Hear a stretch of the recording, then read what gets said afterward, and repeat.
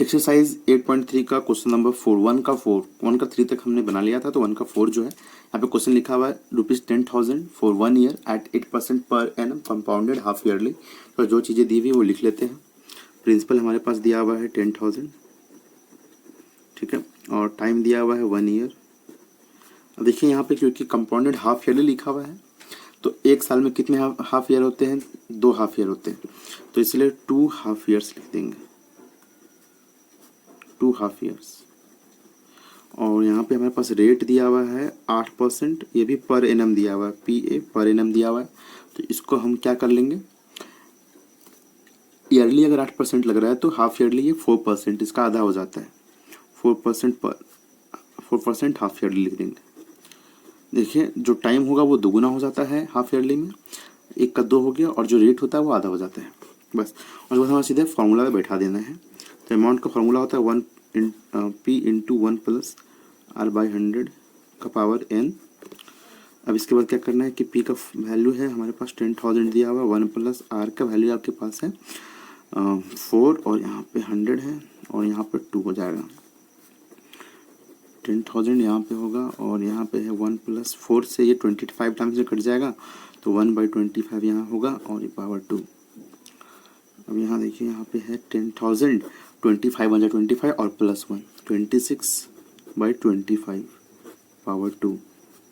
यहाँ पे 10,000, ओके, और यहाँ पे 26 का स्क्वायर है तो लिख लेते हैं 26/25 ऐसा।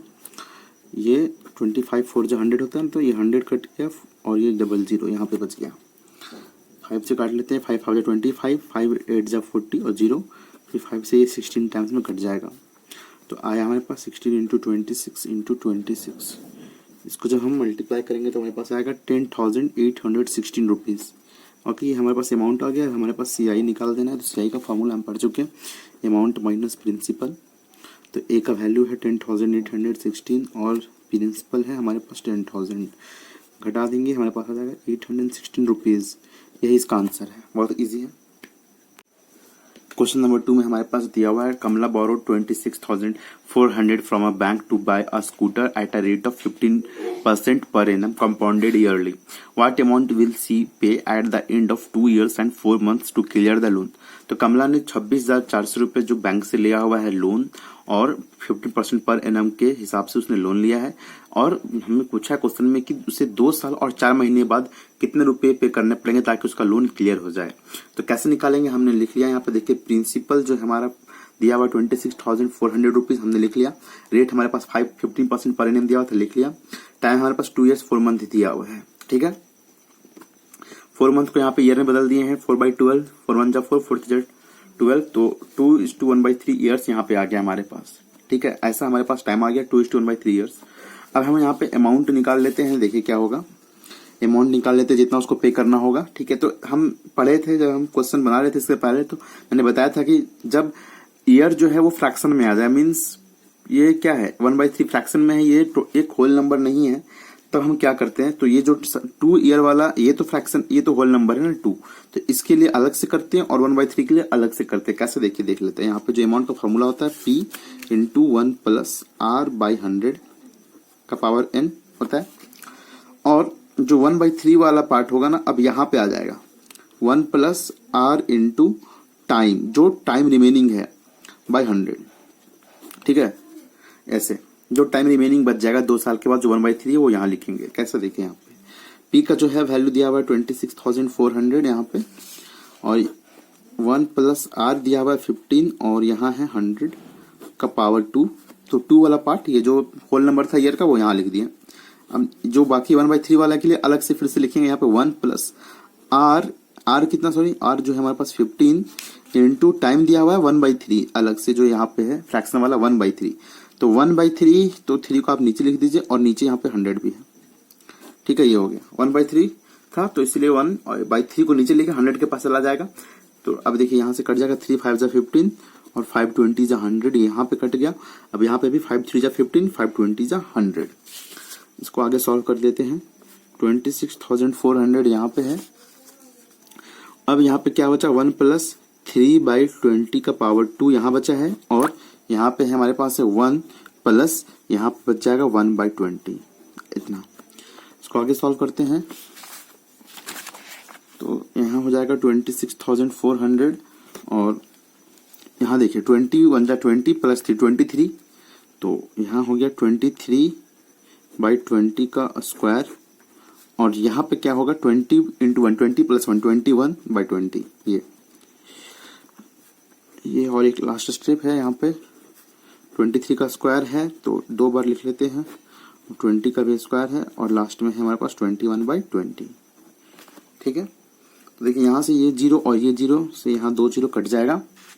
अब 2 से काट लेते हैं तो 2 1 जा 2, 2 3 जा 6, 2 2 जा 4, फिर से ये 2 से कट जाएगा, 2 6 जा 12 एंड फिर 2 6 जा 12, फिर से ये भी 2 से कट जाएगा, 2 1 जा 2 और यहाँ पे 0, फिर 2 33 जा 66।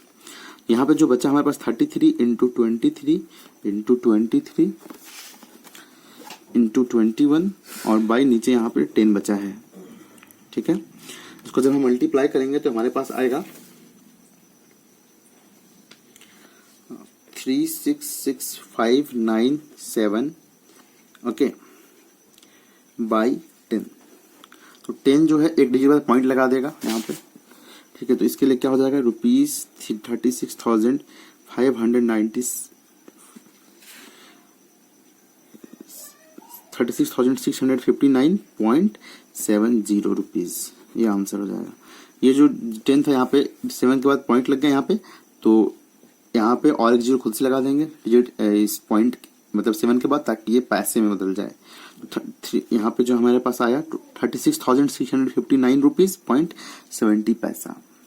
तो ये इतना रुपीज उसको पे करना पड़ेगा 2 साल और 4 महीने के बाद, मतलब 2 years 4 months के बाद उसको इतना पे करना पड़ेगा ताकि उसका लोन क्लियर हो सके। आई होप कि आपको समझ में आया होगा, बहुत ही ईजी था। तो जब भी एक चीज समझने वाला था कि जब भी ईयर हमारा फ्रैक्शन में आ जाए तो एक होल नंबर में हो और एक फ्रैक्शन में हो, तो होल नंबर के लिए अलग से काम करते हैं और फ्रैक्शन के लिए अलग से रेट के साथ फिर से मल्टीप्लाई कर देते हैं सेकंड पार्ट में। क्वेश्चन नंबर 3 में हमें बोला है फवीना borrows 12,500 at 12% per annum for 3 years at simple interest. ठीक है, फवीना यहाँ पे 12,500 रुपए उधार लेती है और 12% पर एनम रेट पे और 3 साल के लिए, लेकिन सिंपल इंटरेस्ट पे उधार लेती है, कंपाउंड इंटरेस्ट पे नहीं। And Radha borrows the same amount for the same period of time. Radha उतना ही अमाउंट मतलब 12,500 रुपया ही लेती है और सेम टाइम के लिए लेती है, 3 years के लिए लेती है, बट यहाँ पे रेट जो है अलग दिया हुआ है एट 10% पर एनम। ठीक है, लेकिन इसका रेट अलग है। सो बोला है who page more interest and by how much. लेकिन जो राधा ली है वो compounded annually means compound interest पे ली है, वो सिंपल इंटरेस्ट पे ली थी और ये राधा जो है इसका कंपाउंड इंटरेस्ट है। तो दोनों में से किसने ज्यादा इंटरेस्ट पे किया ये हमें निकालना है। तो सबसे पहले हम क्या निकालेंगे, फवीना का जो भी चीज दिया हुआ है लिख लेते हैं। जो हमारे पास प्रिंसिपल दिया हुआ है पहले लिख लेते हैं फॉर फवीना, हम लोग फवीना के लिए निकाल रहे हैं इसलिए। तो यहाँ पे जो हमारे पास दिया हुआ प्रिंसिपल 12,500 रुपया 12,500 रुपीज, रेट हमारे पास दिया हुआ है 12% और टाइम दिया हुआ है हमारे पास 3 years। तो सिंपल इंटरेस्ट निकालना बहुत ही आसान है, सीधा सीधा फॉर्मूला जो होता है SI का P × R × T, इस फॉर्मूला पे हम रख देंगे सारे वैल्यूज तो हमारा आ जाएगा। तो P है हमारे पास 12,500, R है हमारे पास 12 और टाइम है हमारे पास 3 और यहाँ नीचे 100 है।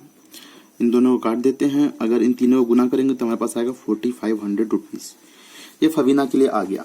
अब राधा के लिए निकालते हैं। ठीक है, ये सिंपल इंटरेस्ट निकालना था इसलिए बहुत इजी है। अब फॉर राधा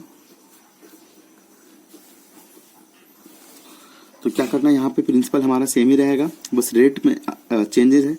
तो प्रिंसिपल 12,500 ही है, टाइम जो है हमारे पास, टाइम भी हमारे पास 3 years ही है, बस रेट जो है हमारा इस बार चेंज है वो 10% है। तो ये compounded annually means compound interest पे इसने लोन लिया है राधा ने, तो इसके लिए हम A का फॉर्मूला यूज करेंगे P × 1 + R/100 का पावर T या N।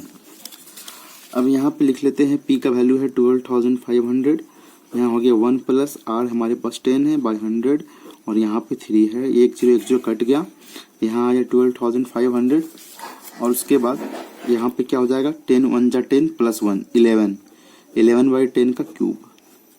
तो यहाँ आया 12500 × 11 × 11 × 11 और बाई 10 इंटू 10 इंटू 10।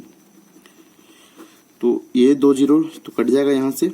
अब 5 टू जा 10 और 5 टू जा 10, 5 5 जा 25। तो यहाँ पे फाइनल आया 25 इंटू 11 इंटू 11 इंटू 11, ओके, और बाई 2। जब हम मल्टीप्लाई करेंगे तो आएगा 25 इंटू 11 का क्यूब होता है 1331 बाई 2।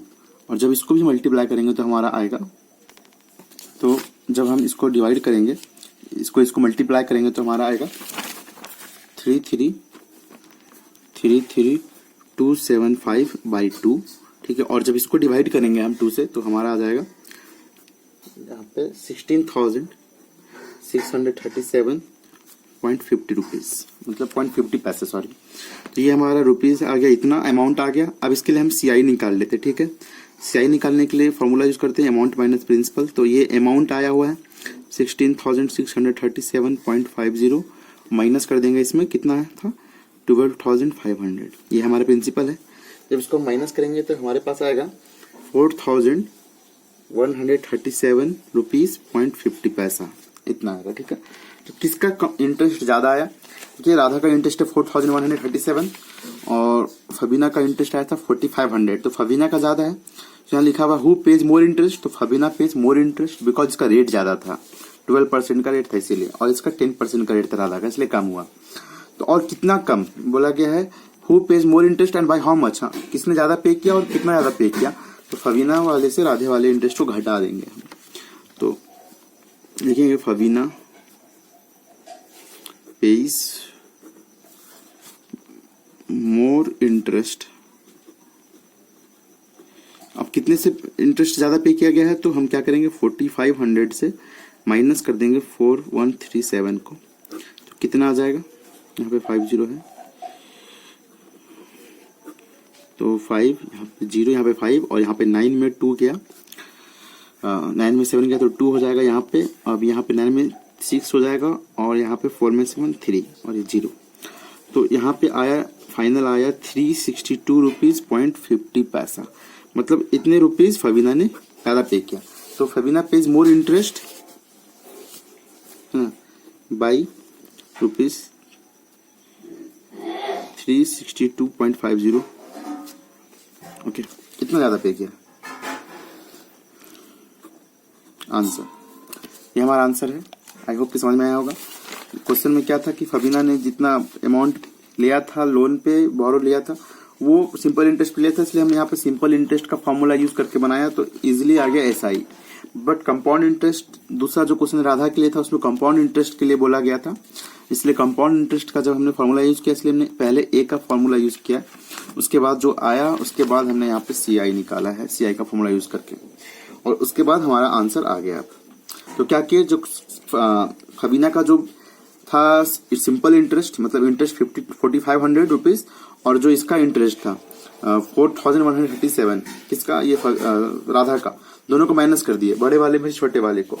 तो 362 रुपया, मतलब 362 रुपीज 50 पैसे फबीना ने ज्यादा पे किया। तो Fabina pays more interest by इतना रुपीज, यही आंसर था इसका। क्वेश्चन नंबर 4 में बोला है I borrowed rupees 12,000 from Jamshed at 6% per annum simple interest for 2 years। मतलब मैंने 12,000 रुपए उधार लिया है जमशेद से, तो ये हो गया हमारा प्रिंसिपल अमाउंट एट 6% रेट दिया हुआ है पर एनम, सिंपल इंटरेस्ट पे लिया है मैंने, ठीक है, और 2 साल के लिए ये सिंपल इंटरेस्ट पे लिया गया है।